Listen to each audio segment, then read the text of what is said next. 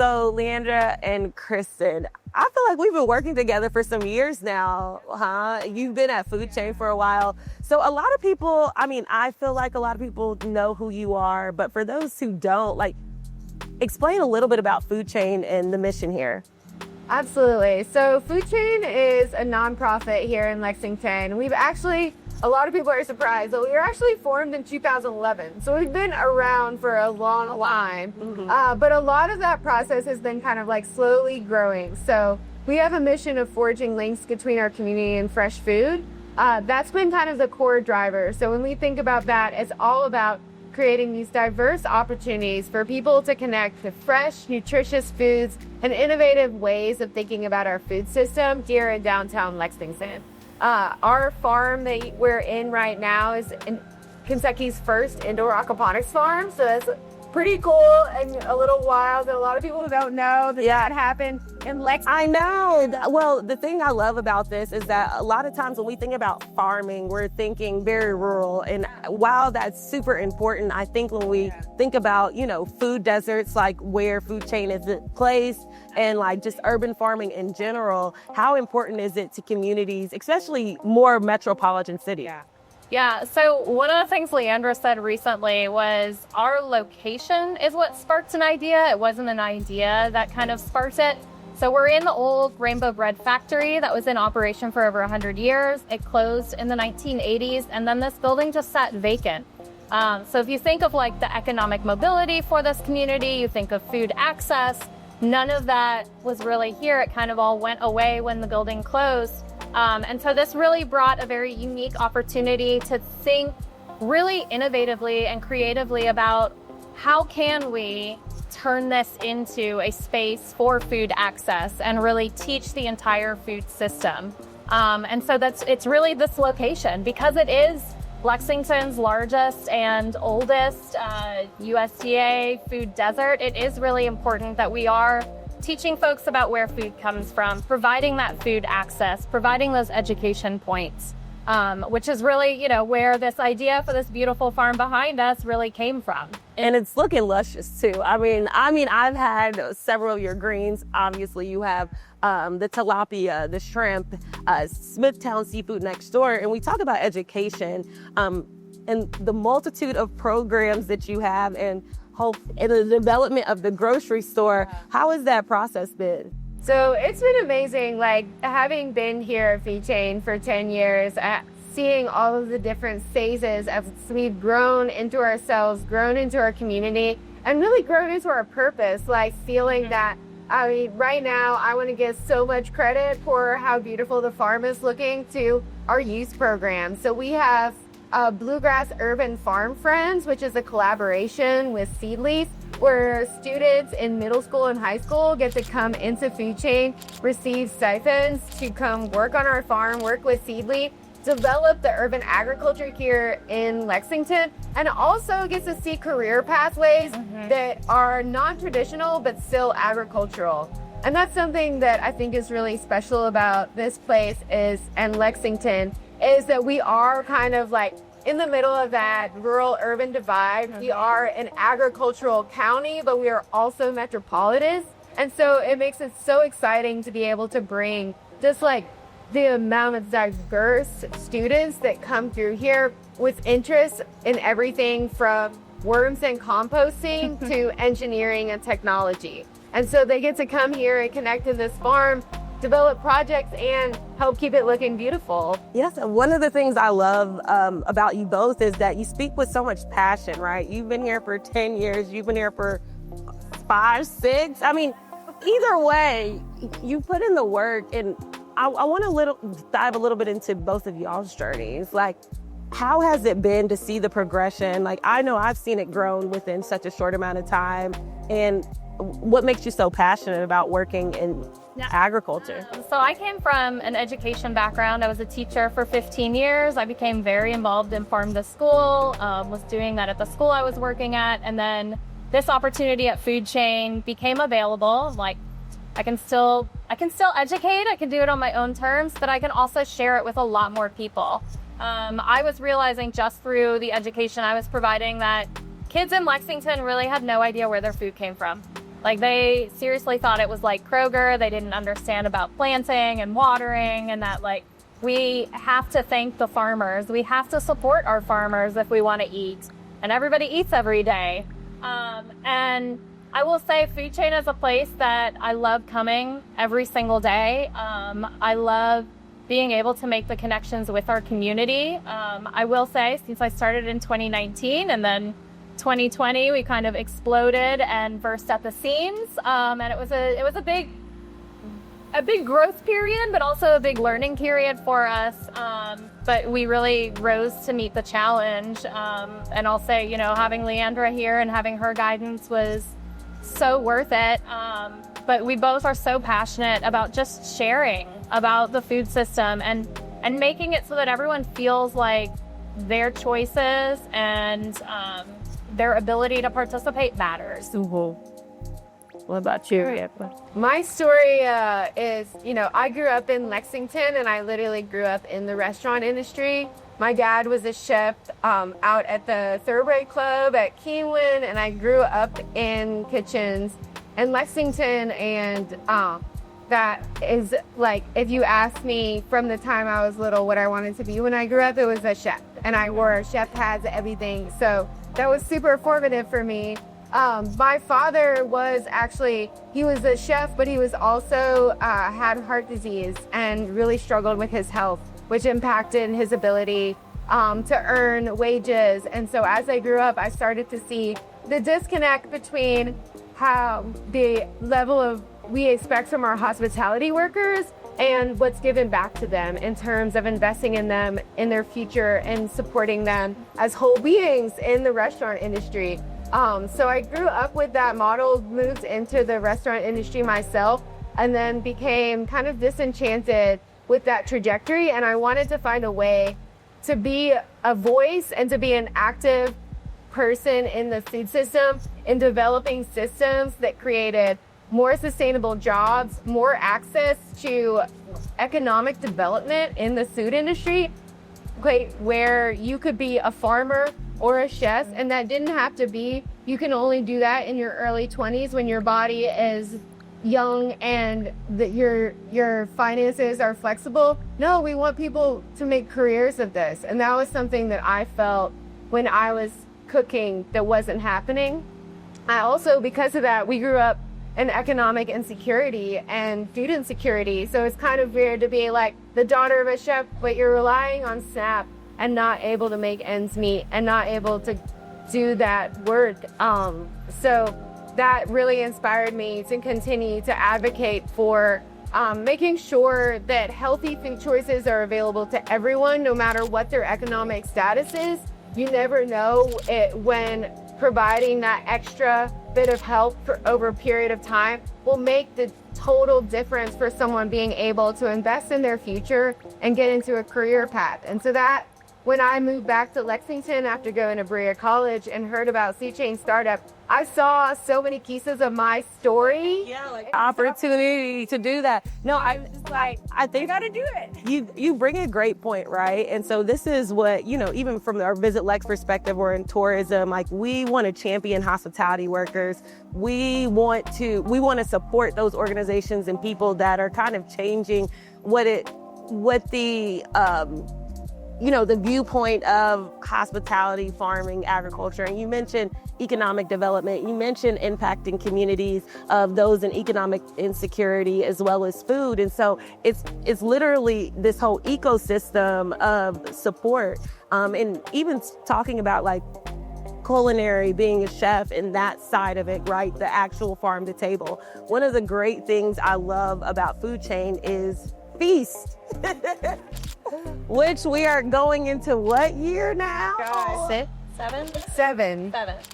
Year 7. I know. I actually, the first time I went to F.E.A.S.T, the world shut down the next day. I think we all remember that. And I remember everybody walking around like, we're okay. Yeah, you're under 40. Yeah. Like everybody's like fist bumping. But that was like my first time really being able to experience the magic of F.E.A.S.T, and watching it grow over these past few years has been phenomenal. So one, tell us a little bit about F.E.A.S.T, and then two, what can we expect for F.E.A.S.T coming up? Yeah. So F.E.A.S.T is so special, and one of the reasons that I think F.E.A.S.T is so special is because it's one of the only events that I know of that's a culinary event driven by chefs. So top down, it was started by Lena Michael, one of Lexington and Central Kentucky's most incredible restaurateurs, unparalleled in her farm-to-table menus and the economic impact she's had in terms of building sustainable hospitality jobs. So she has been a long-time founding board member of FoodChain and driver for us. And so she went to the James Beard Foundation Chefs Boot Camp, met these other incredible female chefs, and all of them were like, how do we make change in the food system? And she was like, FoodChain's doing it.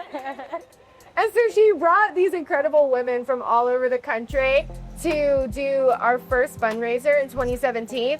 And it just snowballed from there because the atmosphere of just bringing female chefs together around a common cause of creating change just was such an intoxicating idea that everyone wanted to be a part of it. Yeah. So it's grown. Now it's almost 30, sometimes more. Female chefs gathered at Basic Tipton every spring, bringing together music, because what is food and hospitality without our music? We got to have the entertainment, you have to have the food, and sometimes, like, one of the things I love is that, like, some of the chefs, like, once they're out, they're out. And I'm like, okay, whose booths? I'm, like, mapping out what chefs I want to go to before it runs out, but it really is, like, a sense of community and pride, and when they do that, I love, like, I don't even know the lineup call where they all come out and they're all like, the chef roll call, I almost tear up just to see all these women from different walks of life and even women based here in our community really come together to help raise money for this. So when I talk about community and the ecosystem of that, like, Kristin, what do you get out of being a part of it?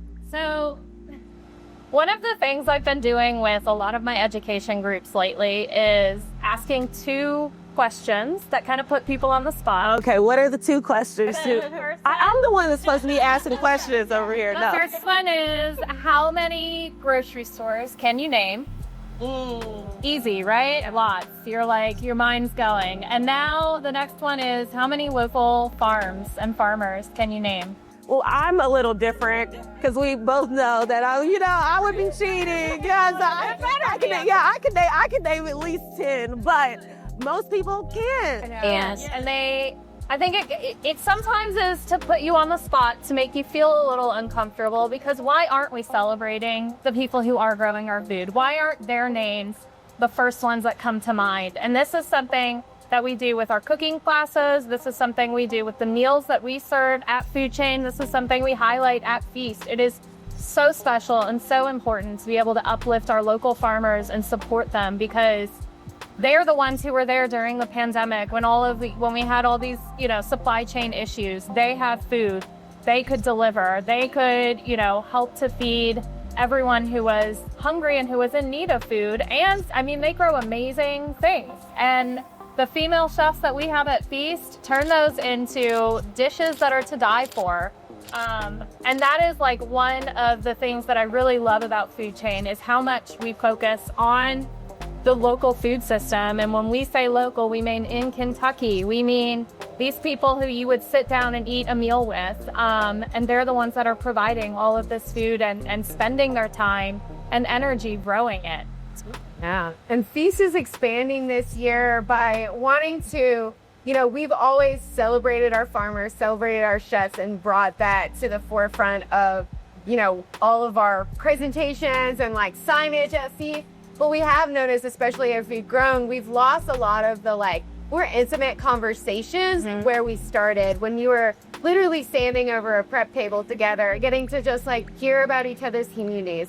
So we also know we want that platform to be able to include not just those of us who are already doing the work, but open it up to our greater community. So this year, we're partnering with UK, the Food Connection, and marrying this event with the Local Food System Summit.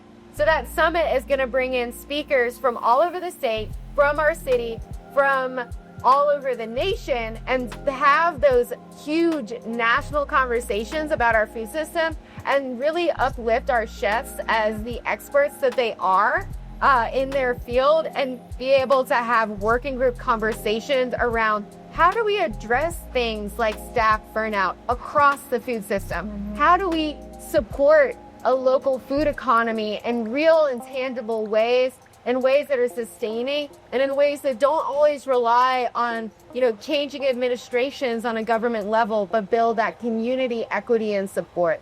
So we're really excited for this expansion of What is East, where we're gonna have all of these conversations and then build up to just like a massive celebration with music and food and continued support for FoodChain and the work we do in the community. Yeah, I love the transition, and because as you grow, right, you kind of sometimes it's like, okay, how can we come back to our core? How can we come to the mission? So being able to partner with UK and Food Connection on the local food system summit, I think it will be a great opportunity for people to really understand and apply that, not only just having the conversation, but actually executing and doing the work. And I know FoodChain doesn't exist without a lot of different partners. I mean, you all have a new building, a new offices in the front of the building that is the Spectrum. And I mean, you've mentioned a few partners like Weeda Micah and Holly Hill, Basic Tipton, and then Visit Lex. We love partnering. But a lot of times people don't really understand the connection to what you all do and what we do. How have you all seen this partnership thrive in understanding your impact on tourism? Yeah, I mean, Visit Lex has been part of the fabric of FoodChain, one of our strongest links. F.E.A.S.T wouldn't exist without that partnership with Visit Lex. And then, but even early on, like in building the local food guys, Visit Lex included FoodChain and included our tours of our aquaponics farm, as well as the opportunity to eat locally in partnership with Smithtown Seafood. And, thinking about, what draws people to Lexington and what keeps people here, I think the fact that Lexington is so unique. And I do think that FoodChain is really something that helps. It's a fabric. Really? Y'all make my job easier. I'm not even gonna lie. Not everyone says just go to a city and go visit in one day in one building, have a fresh seafood dinner, tour a brewery and tour an indoor aquaponics farm, and then go do a bourbon tasting on the other side of the wall and then ride their bikes down the Legacy Trail. I mean, that's special, and that's the kind of stuff that I think community networked spaces. I don't know, when I go visit cities, that's what I get excited for. When I go to a space where I get to see a lot of different things interacting, and it's not just a monolith. And that's what Lexington does so well. And I think that's what Visit Lex does such a good job of celebrating. It's just the true diversity of Lexington. I think 10 years ago, the picture of Lexington looked way more monotonous. Oh my gosh, that was one of the we're all three from here, right? So we know there are moments where is this the city that I want to live in? Do I need to leave? I left and I came back, but being able to see the transition, and we want to highlight those stories. We want to highlight the diverse landscape, and not just the literal landscape of Lexington and Kentucky, but the people that are here and moving here and wanting to bring visitors and tourists alike. So absolutely, yeah. I think we all three left, and we all three ended up back here. And I mean, I think I went through the same thing. Is Lexington the place that I want to be? And it definitely is. I mean, we've also here at FoodChain just built such a community of supporters and of friends and partners, and we couldn't do anything without them. And Visit Lex has been so great in that. But both of us do, I think, a really good job of celebrating and uplifting those who make this city great. Yeah. I mean, it is, if you eat, you have to thank a farmer. We have to celebrate that. We were doing farm to table before it was cool. It's like that's the expectation. And as we're growing, I like to say, as a culinary destination, we never want to forget the agriculture part of that, because when you talk to people that are from here, they can taste the difference in our food. I mean, Kentucky tomatoes, there's nothing like it. Kentucky strawberry. Yes. Oh, yeah. But before we wrap up, I do have a question for you all. It's going to be a very hard and serious question. You know, we're doing the hard-hitting news around here. No, I'm joking. It's not that hard. But if you had one thing, one sentence to say, we're talking to somebody that doesn't know Kentucky, doesn't know Lexington, doesn't know FoodChain, doesn't know the fabric of our community. What is one thing that you want a visitor or somebody that doesn't know what exists here to know? You get to go first. I would say we talk about this a lot with food, and when we're talking about like doing cooking classes, it's a full sensory experience, and that's really what I think of Kentucky. It engages all of your senses, it overwhelms them, it like celebrates them. There's just so much to hear, to see, to taste, and that's the thing that I really love. Yeah, when I encourage people to come visit Lexington, I just say it's a place where you can explore endlessly. Like, there's never not a new place to see, whether that's like our insanely cool nature that so many people don't know about. The first time I went to Atlanta, they were like, the Red River Gorge, what's that? And then you learn. But I just say, like, there you can explore on foot, you can explore on bicycle, you can take a dinner train, you can drive, you can charter a bus, you can go on this incredible tour with Aaron Goins, but there's just an endless amount of things to explore no matter what your interests are. And I think that people really need to learn that, like, Kentucky is a place for the curious and the excited. Yeah, I mean, I gotta say this directly to camera. Don't sleep on Lexington. No, but I really love like the camaraderie, how passionate you are. Thank you so much for what you do for the community. I'm like hyped up. I'm like ready to go out and save the world. And when we talk about the chef roll call, I'm just like, I feel like it's a team. So, all right, put your hands in the middle. And we're gonna say, go FoodChain on 3. 1, 2, 3, go FoodChain! Thanks so much for being with us. You're like a horse running.